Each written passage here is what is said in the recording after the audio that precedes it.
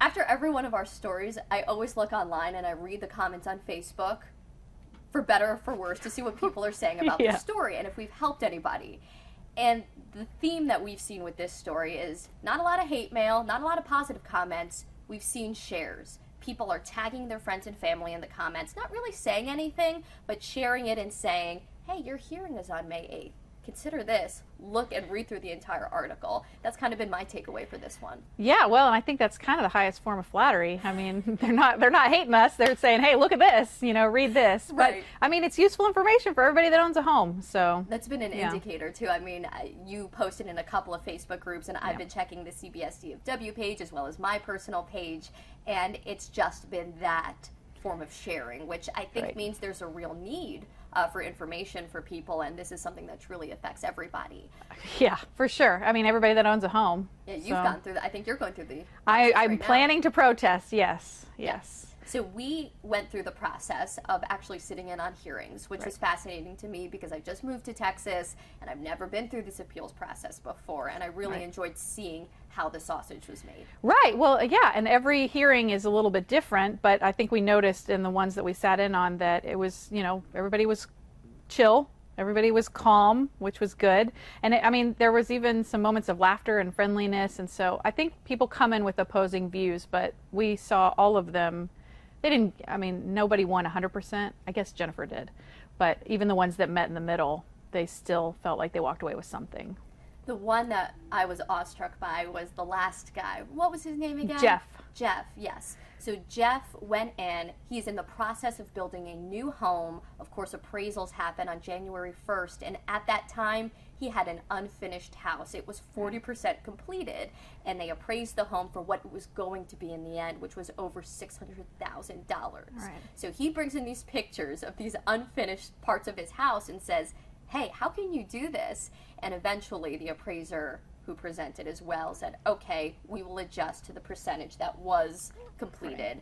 And I believe they knocked that down $400,000 in value. So, you know, when you're talking about taxes, he's saving about $13,000. Well, I think it's so much of it is the evidence. Obviously, he had killer evidence. Jennifer had the appraisal. You can't almost get better than an appraisal. And then I can't remember the name of the first couple, but the Morgans, they brought in comps, which I mean is really for most people their best bet. You know, if you're not going to get an appraisal and your house is finished, but yeah, you just have to come in with the evidence and lay it out. The one common denominator between all of these people, no matter what the outcome was, they were relaxed. They were professional. I wanted to share a tweet that someone had sent me yesterday in response to the story about their experience, because I think it hits on a great point.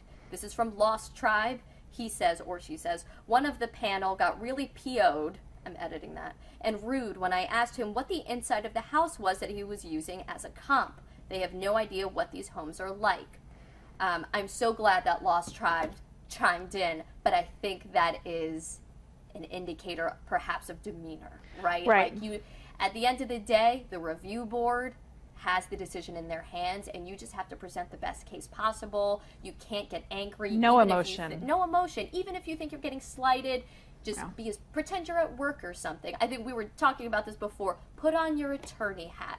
You almost have to be an attorney and present the facts, prepare a case, but also dial down the drama. We're not in a legal thriller because people are just, the emotions are going to run high, and that's not going to work in your favor. For sure, for sure. And then I know we talked about if you do walk out and you don't like the answer that you've received, you can appeal. It's always an option. So even if you go through all of these processes, you know, you go online and you don't like what you see, you go through the formal hearing, you don't like what you see, you can still appeal that number 2. Right. And we have this drawing here. Yes. So let's explain a little bit about what all of these lines mean. So let's say you say your house is $150,000. Right. And the review board says, no, we think it's $200,000. Tell us what this red line is going to mean. It's really, you have to get, if you consider this a football field, you have to get the arbitrator on your half of the field. So you have to get them to meet you no more than halfway. So in this case, 175 is the magic number. You've got to get him to come to 175 or below. And really, I mean, that's just to get your deposit back, because that's what we should have mentioned in the beginning. You have to put down a $500 deposit to go to arbitration. Right. And then if you get them on your half of the field, you get 450 of that back. Yeah. But this is where the saying comes in, even if you lose, you can still win. If they come down any off of that 200K, you've still saved money on your taxes. You may have lost the 500, but you've still saved money on your property taxes. Right, because you might as well try. We can't guarantee this is going to be the case, and again, we want to be very clear. This is for Tarrant County. This process is not for all of DFW by any means, but we can imagine it's similar.